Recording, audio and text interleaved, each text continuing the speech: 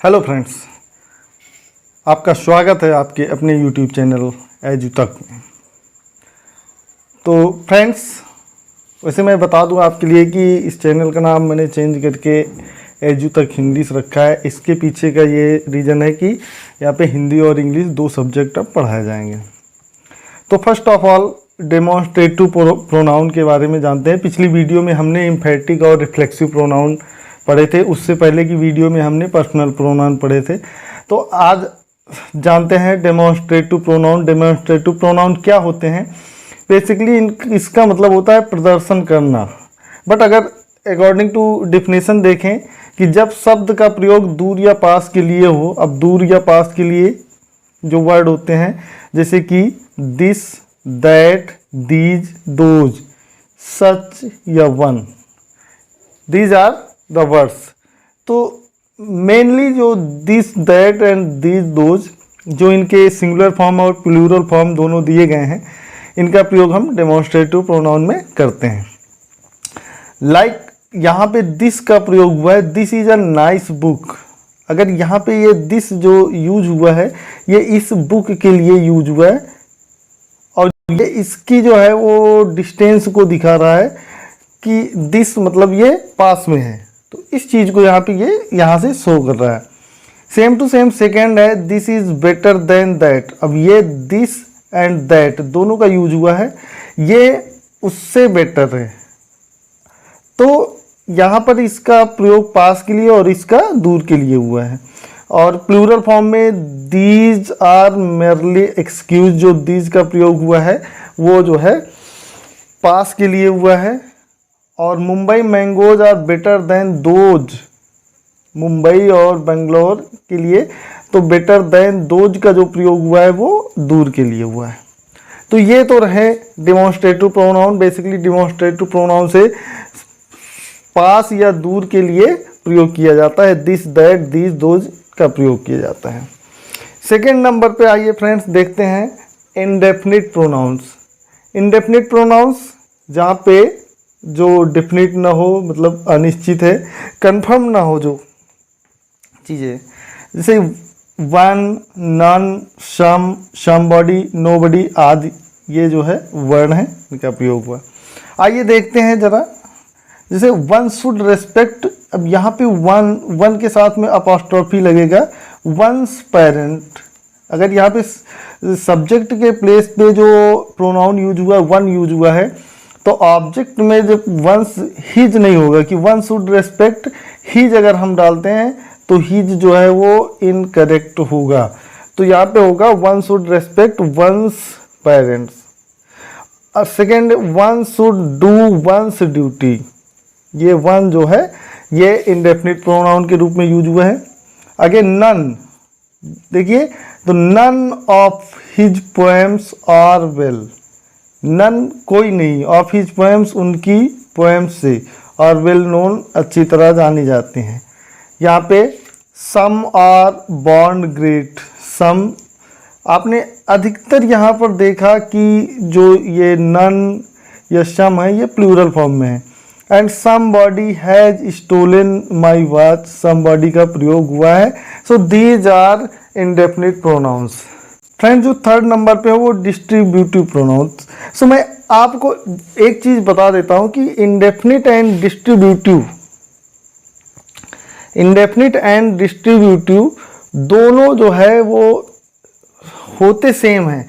But क्या होता है कि डिस्ट्रीब्यूटिव मतलब वो डिवाइड करता है, बांटता है। ठीक है, तो जैसे कि यहाँ पे देख रहे हैं जब नन आता है तो नन कैसे डिवाइड होता है। यहाँ पे लिखा है 0 बाई मैनी। कहने का मतलब कि मैनी मतलब बहुत से हैं बहुत से लोग, लेकिन उनमें से 0 मतलब कोई नहीं। जब ये कोई नहीं का अर्थ लेगा तो ये यहाँ पे नन का प्रयोग होगा।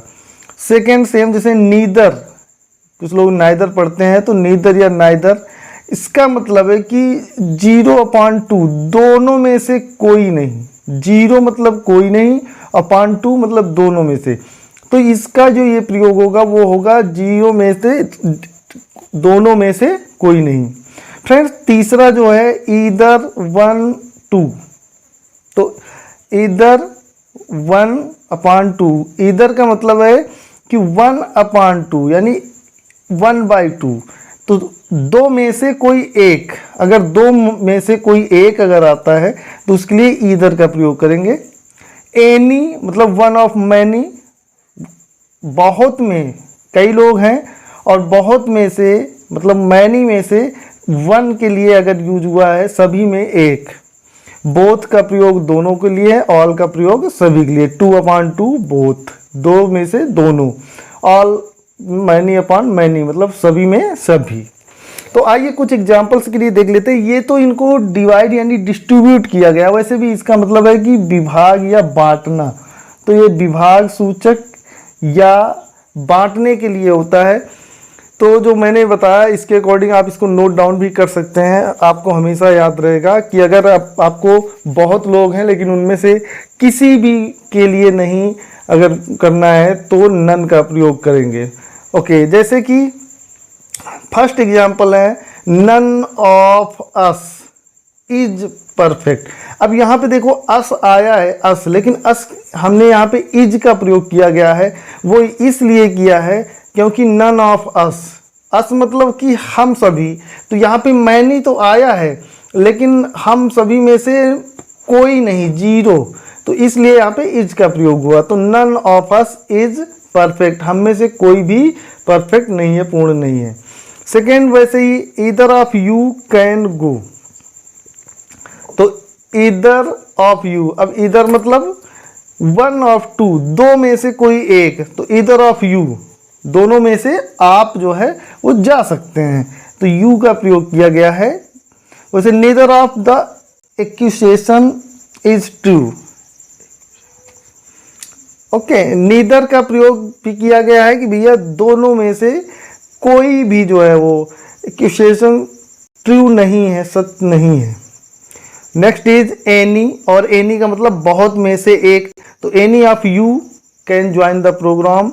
एनी का मतलब होता है कि बहुत में से कोई एक या कोई ग्रुप में से कोई एक।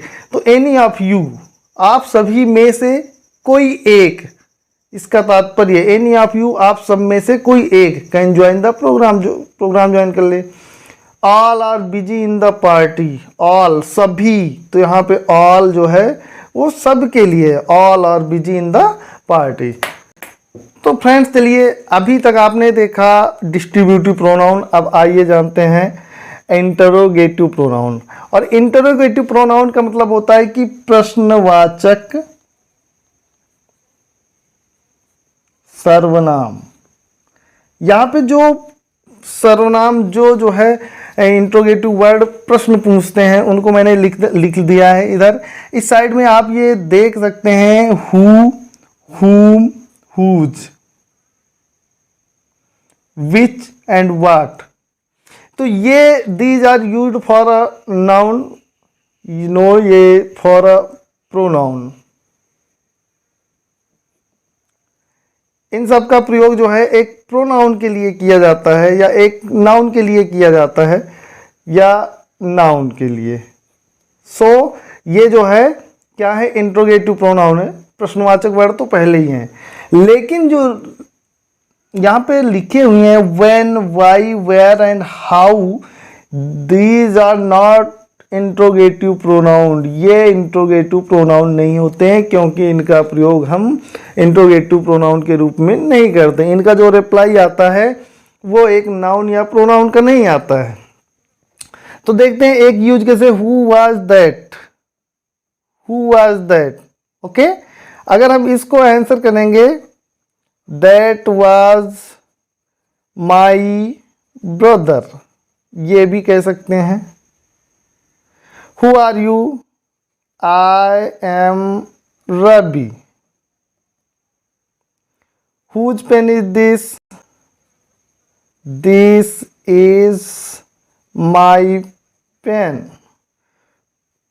विच इज योर पेन। सो इसका रिप्लाई हम ऐसे भी कह सकते हैं this one is mine. And what is your name, my name is XYZ। तो फ्रेंड्स आपने देखा कि यहाँ पे जो इनका रिप्लाई आता है ये एक नाउन के रूप में आता है, नाउन के, जैसे my brother, Ravi, my pen, या this one is mine pronoun and my name is, ये भी देखिए एक नाउन या प्रोनाउन आया। बट अगर ये वर्ड जो हम लेते हैं व्हेन, ओके, तो व्हेन डिड यू गो, अगर ये क्वेश्चन हुआ तो इसको अगर आंसर में हम रिप्लाई करते हैं तो ये होगा I will go at 5 PM। अब यहाँ पर इसका व्हेन का जो रिप्लाई है कोई नाउन या प्रोनाउन नहीं दिया गया, तो इसीलिए फ्रेंड्स इनको जो है एडजेक्टिव बोलते हैं।